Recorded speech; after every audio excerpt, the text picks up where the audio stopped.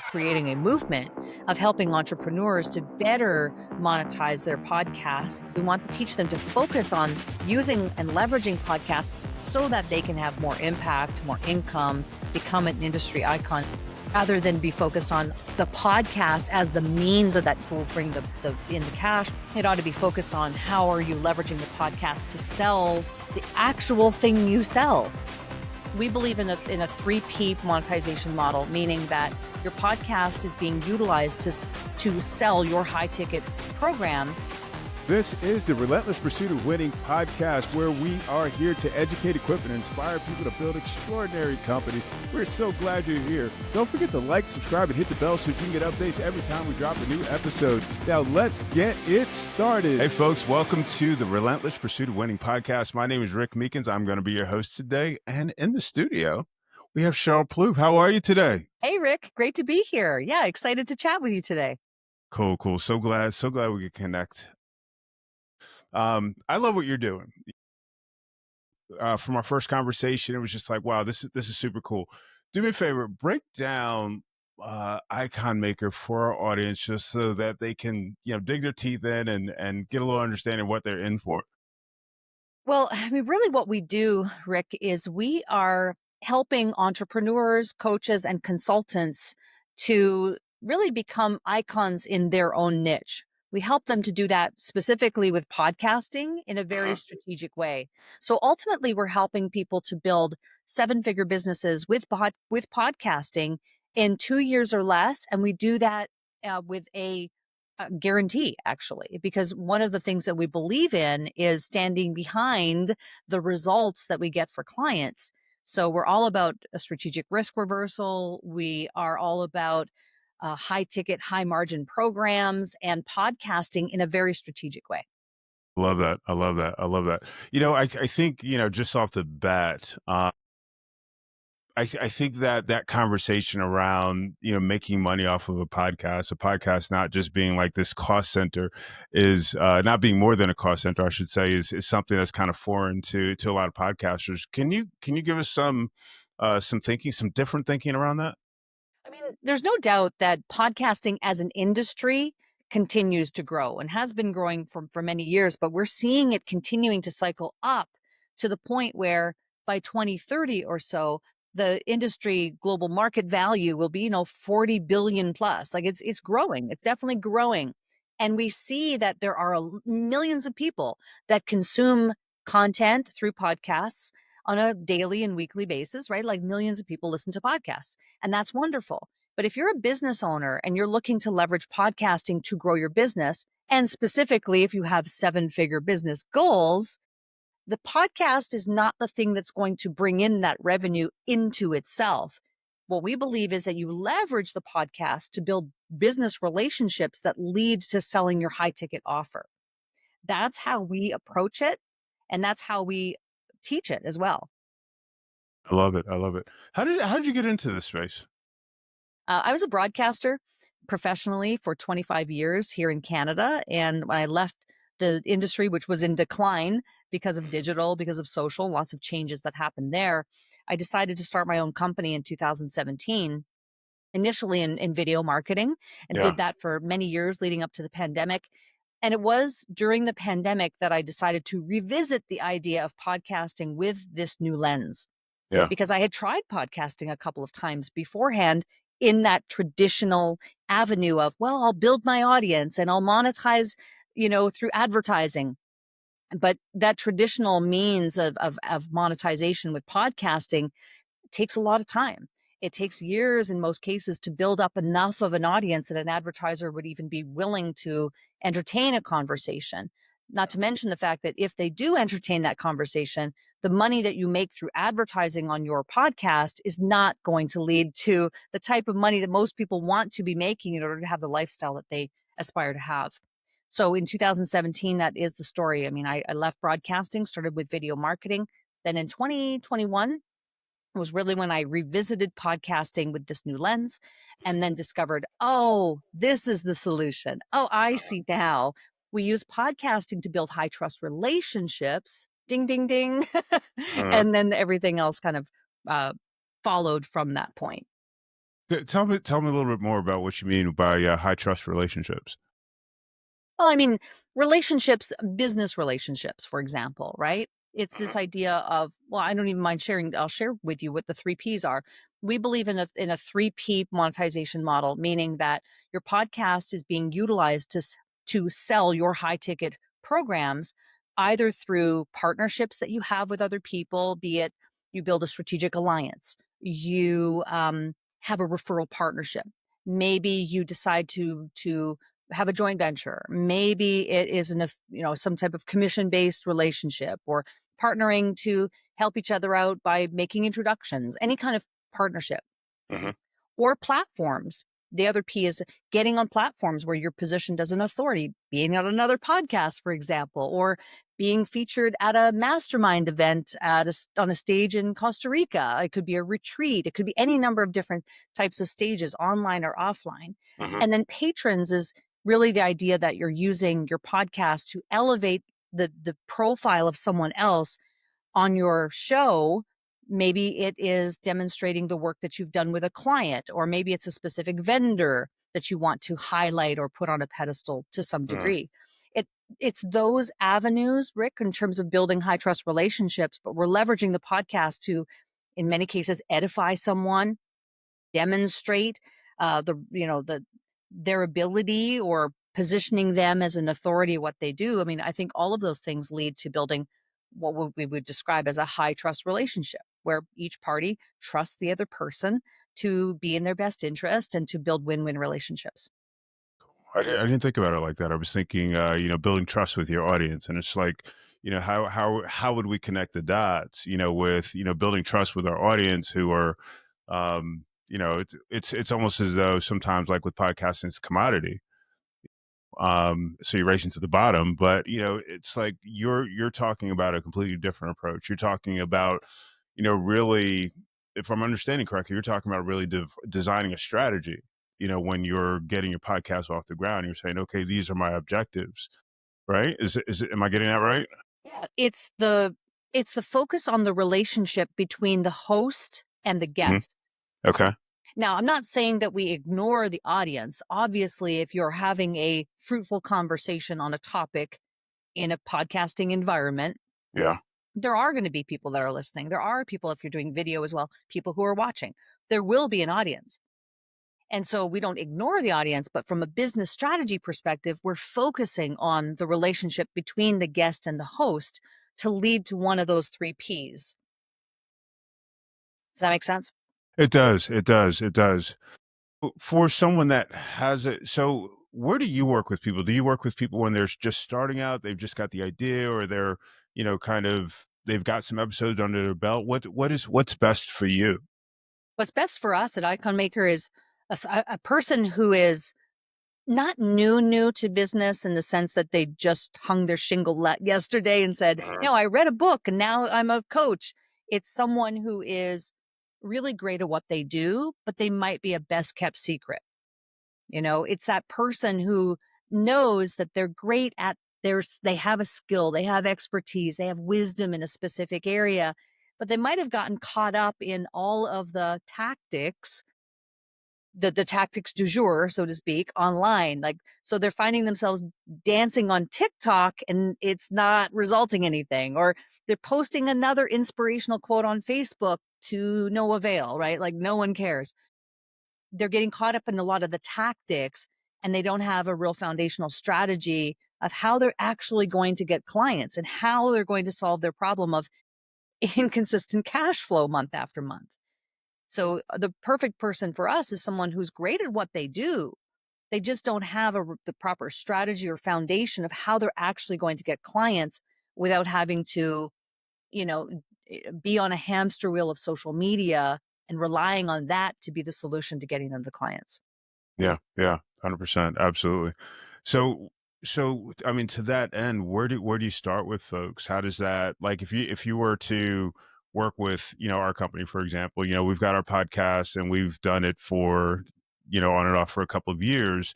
Where do you start? How do you start digging in to get for that trajectory to that seven-figure business? You might be surprised to learn that our program is called Seven Figure Podcaster Program. We have 5 stages in our program, and podcasting is the 3rd stage. Interesting. Okay. Right? So sometimes people are surprised to hear that. They go, well, wait a minute. If this is the 7-figure podcaster program, don't we start with the podcast? Wouldn't that be the lead? But it isn't.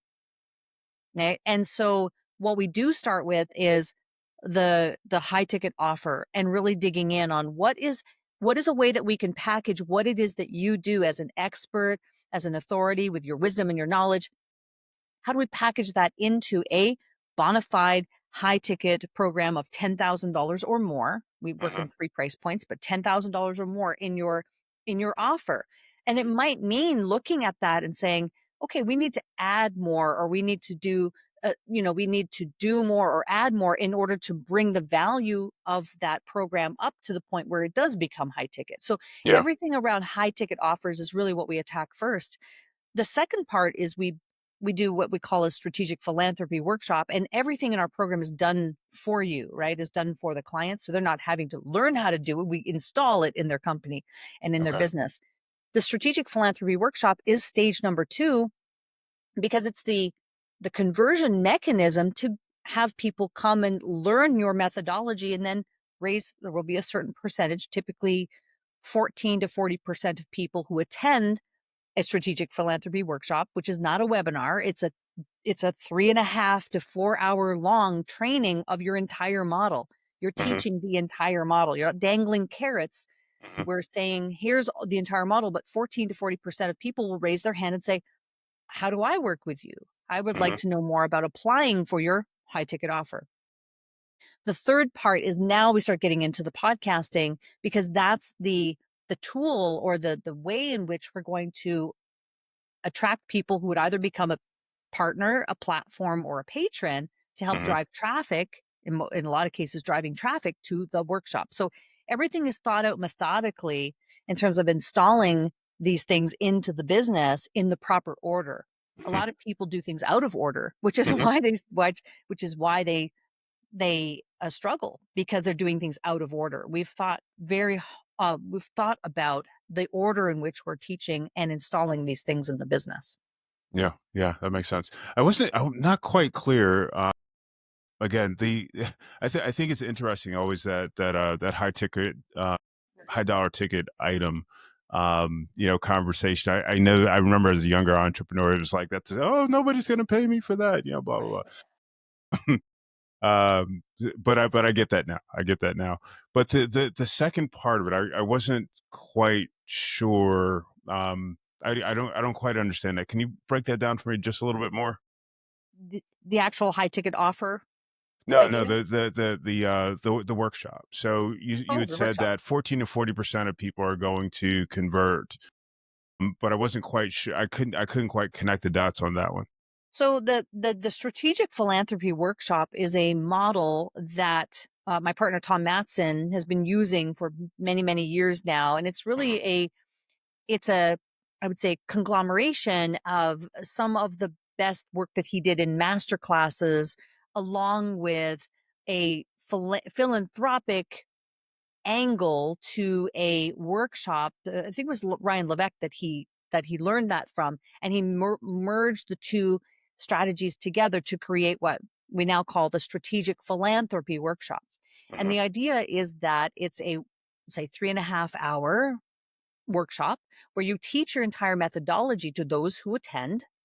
And you certainly, there is an offer to, hey, if you're interested to know more about applying for our program, go ahead, and here's how to do that.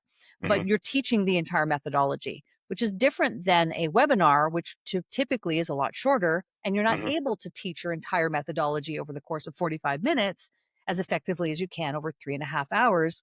But the philanthropic angle to this, Rick, is one where you're charging people to come to the workshop, but the proceeds of, let's say, the $27, the proceeds go to a philanthropic endeavor of your choice.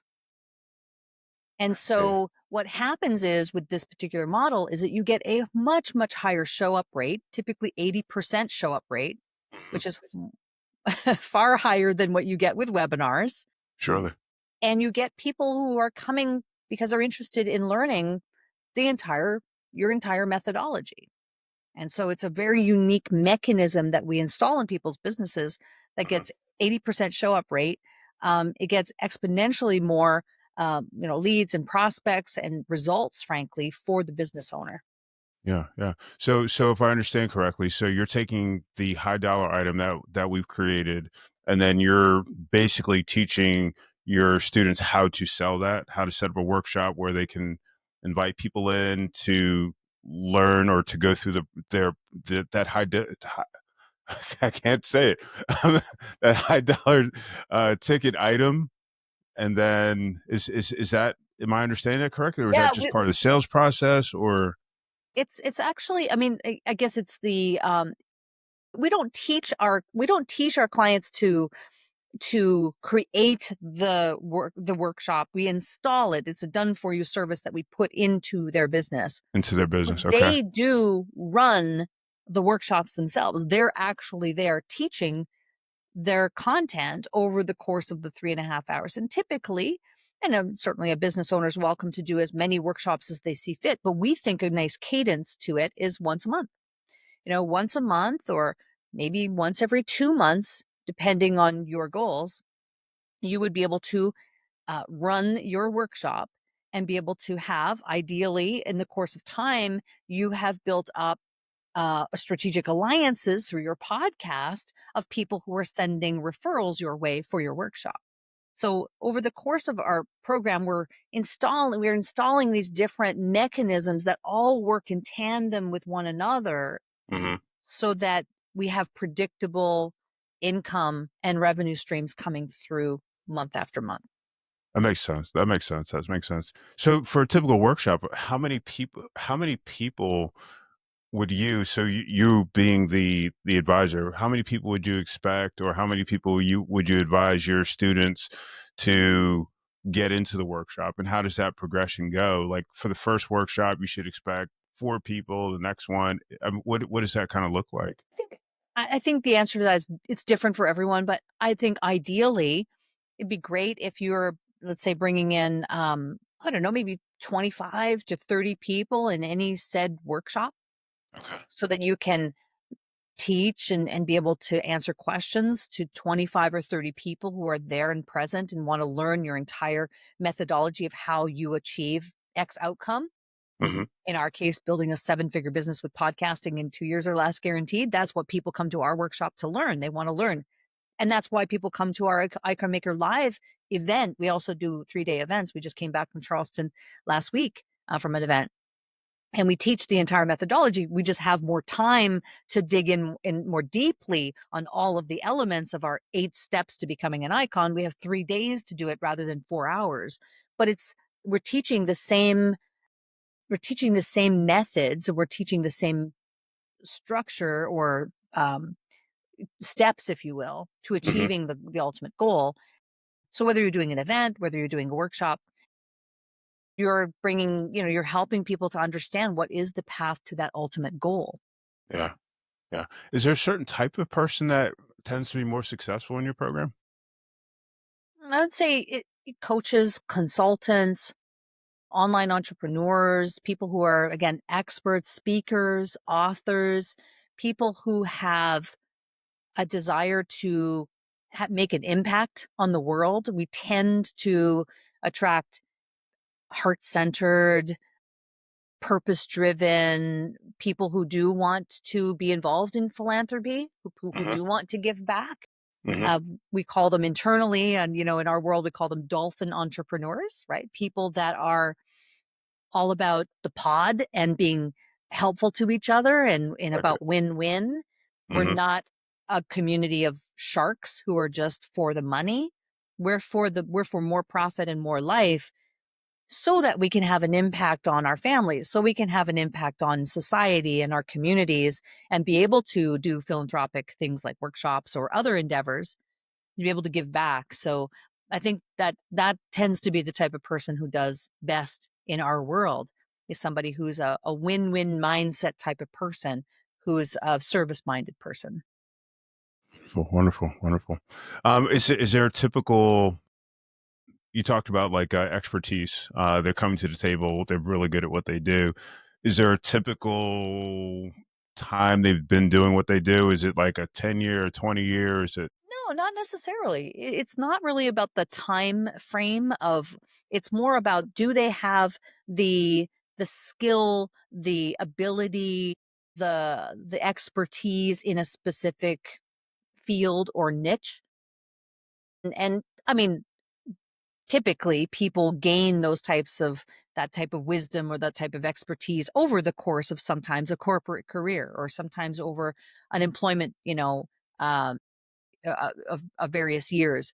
But it doesn't necessarily mean that it's time bound. It's more about your ability to get someone a result. Gotcha, gotcha, gotcha.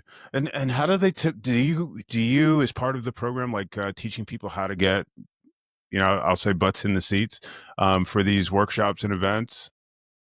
Well, it is through when I was mentioning about the three P's, it's primarily through those partnerships, right? You're, Really? you're Okay. leveraging your podcast to build and meet the people that you know you want to meet, or feel if you met would lead to some sort of business development opportunity. And not always. I mean, the litmus test for me is the person that I'm either accepting to be on my show, or the person that I'm reaching out to be on my show. Are they highly likely to lead to being a partner, a prospect, or a patron? But it doesn't have to be 100% of the time. Yeah. And so it's really about helping, that person, understanding like that person is going to be able to maybe lead to something, some type of opportunity between Yeah. the two of you, and a win-win relationship. Yeah. Yeah. Yeah. Wow. How do you get through that? How do you do that screening process? I mean, you're with a person, maybe for a half an hour, you have an interview conversation with them, learn a little bit of background, but how do you really screen to say, hey, this person is probably going to be someone that, is going to fit into our pod?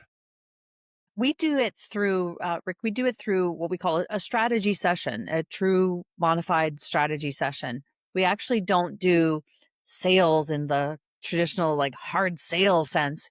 What we do is we say, let's have a strategy session so that we can see whether or not we can even crush it. For we don't know yet until we've talked about what is the strategy. And often what we're looking for is the things I've described, right? We're looking for expertise. We're looking for someone who's great at what they do, but they've just been maybe misled by some of the tactics, or they have tried everything under the sun, or they've coached with a bunch of people that did not have risk reversal in their programs, and they didn't get the result they were after. We're looking for people who have that heart centered, that want and the desire to have an impact on others. So you actually use the word screen, which is appropriate because that's what we believe in, and it's what we do. We screen and qualify people. Yeah. We're Yeah. not selling, we're screening and qualifying, because in our model, in our model, at least 87.5% of the fee for our program is linked to their financial results. It's linked to their results. They don't pay us unless we get them results. So we have to be very careful about who we accept into the program, because so much of our fee is linked to whether or not we can, and we see a path for them in the high ticket model and with podcasting to get them where they want to go. That's a lot.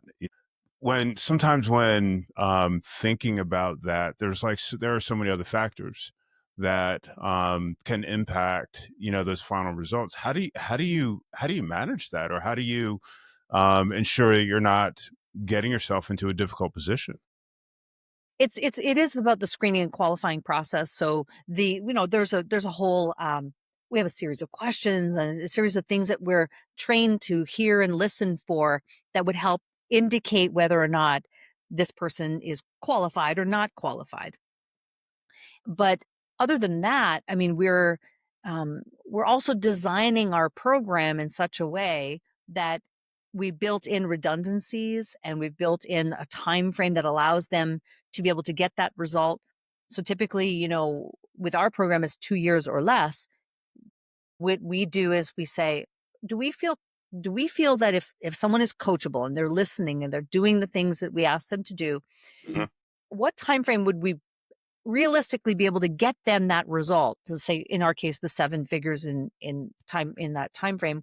And we think we can accomplish it in 1 year. Therefore, we make our program 2 years, because we know life gets in the way. parents get sick. You have to travel to Oregon and take care of an aunt for 3 months. You have to, life happens. So we Hmm. make that redundancy and we built that into the program. But from the screening and qualifying perspective, it's understanding what we're looking for. And sometimes people say things in conversation that are alarm bells and that lead you to realize, okay, well, I don't know if that person's as coachable as they need to be in order for us to get them that result. Therefore, it is a no. you know, we're only going to accept people into the program who we know we can crush it for because of the strategic risk reversal aspect of our program.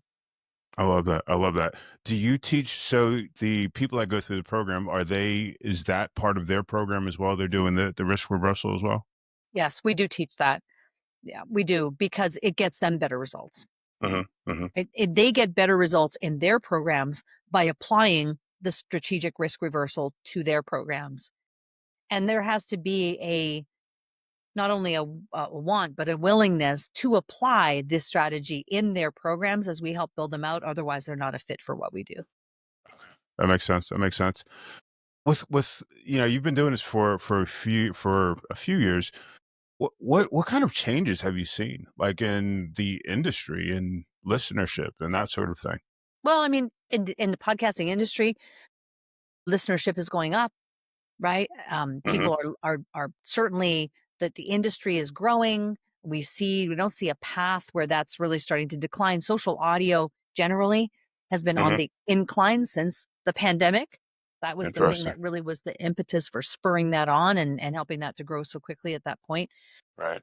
Industry wide, we see increase and growing and et cetera. But I think from the perspective of entrepreneurship and utilizing podcasting, we hope that we're leading a charge. And frankly, we believe we're creating a movement of helping entrepreneurs to better monetize their podcasts and not getting so caught up in, let's say, the production part or the growing, being focused on just the audience. We don't Hmm. ignore them, but we want to teach them to focus on using and leveraging podcasts in a different way so that they can have more impact, more income, become an industry icon in what they're doing. So building Yeah. that authority and being credible and being that expert at what you do and the visibility side is important. But at the end of the day, you know, uh, it's about bringing on clients. It's really about enrollment. It's about serving your clients and bringing people into your program. That's what helps to lead to you know, the cash flow that you need in order to sustain yourself and your goals and your family and to be able to grow and scale your company. And a lot of times I think people or entrepreneurs are so focused on how to say the other elements of it that the part about making sales is the thing that gets kind of left behind. Yeah. Yeah. Right. Yeah. And social media is a good example of that. It's like so much time and energy spent on social media. To what end, though? If it's not resulting in any sales calls or strategy sessions or new clients and enrolling new clients, then is it really serving its purpose? Yeah. Yeah. No, I've heard about podcasters that, had shows, for years and years and years, and it was like, hey, you know what, after 8 years, they hit it, suddenly they're getting, thousands or hundreds of thousands of downloads over time. Is there it, and that sounds different than what you're talking about. I mean, what are your thoughts on that? Is that, and so the question ultimately is, looking at this from, um, the perspective of getting the downloads and getting the listens and getting this sponsorship. I mean, is there real value in that as well? There's no doubt that there are podcast stars out there. There are people who are crushing it on the audience side of things in podcasting. They Right. are getting tens of thousands of downloads per episode and they have millions of followers. And so there are some podcast stars out there, and there's no doubt. But the reality is that for most people, most Hmm. entrepreneurs who endeavor to, in a lot of cases, they want to produce the podcast themselves because it isn't monetized. Therefore, they're trying to find ways to do it themselves and produce their podcast themselves. Hmm. So they're either spending a lot of time producing the show on their own, or they're hiring outside and outsourcing outside agencies to produce their podcast. So they're out of pocket, and there Yeah. isn't a monetization path to at least break even on their hard costs of producing the podcast. That Right. is most people's reality. Most people are not breakout stars in podcasting. There are Right. a few. It's just like celebrity, right? How many people, how many starlets are there in Los Angeles who are looking for their break, and they're going to all the auditions, and the models are going to the go-sees, and like there are a lot of people that are, in that echelon of like waiting for their big break. There are only very small percentage of people who ever become A-listers. Yeah. Yeah. And so I think that the same thing is true in podcasting. Most people's experience is that they are they're the starlets. They're the people that are um, wanting to build a business. And so our view is that if you have a podcast that you can leverage in a different way, you can accomplish all your dreams and goals in the business. Yeah. And rather than be focused on, say, the podcast as the means and the mechanism that it in and of itself will bring the cash or bring in the advertising dollars, it ought to be focused on how are you leveraging the podcast to sell the actual thing you sell. Now, our Yeah. view is let that actual thing you sell be a high ticket offer, Yeah. because we believe in the descension model rather than the ascension model. Because that's what's going to help you stabilize your cash flow, be able to have margin, so you can bring in referral partners and you can afford to pay them for sending you leads. And now you don't have to be on social media, dancing on TikTok 8 hours a day in order to get what it is you're looking for. I'm laughing because I just remember seeing this. She was a consultant of some type, and she was, she had her dance and she did her minute video, and I'm Yeah. I'm looking at this person. I'm just like, wow. Yeah. It's And listen, I'm You. not against, Rick, I'm not against social media. I Mhm. participate in it. We post on it. Mhm. But if you're relying only on social media to be how you're going to get clients, that's where things can be challenging and difficult. If that's what you're hanging your hat on and that's your strategy, you can certainly accomplish it, but it is, they say it's a pay to play type of thing, Yeah. right? Yeah. And so I'm not against social media. We use it, but we're not hanging our hat on it. Yeah. Yeah. Yeah. I agree with that. I agree with that 100%. So in the actual podcast, I mean, what is a typical or what's a reasonable, like if you're going to outsource, production, what's a reasonable cost? Well, I mean, it depends. In our case with podcasting, we're producing podcasts for our clients, so we're definitely in a place where we're doing a scalable model of production to fulfill on the things that we're doing for our clients. But if you're an individual person who wants to outsource a podcast for your own, kind of like on a one by one basis, I think it depends on the level of, say, quality that you're looking for. It depends on, are you going to do an audio only or an audio and a video? Audio and video podcast, you want to do what kind of cadence? Is it once a week? That's probably the best way to approach it, is on a consistent basis, so one podcast episode per week. Hmm. I mean, I think it also depends on, are you considering the marketing? Like, there's the production side of things, but then there's also the marketing of the podcast. Production's Yeah. one thing, but how are you getting it in front of your right fit people? Are you running ads?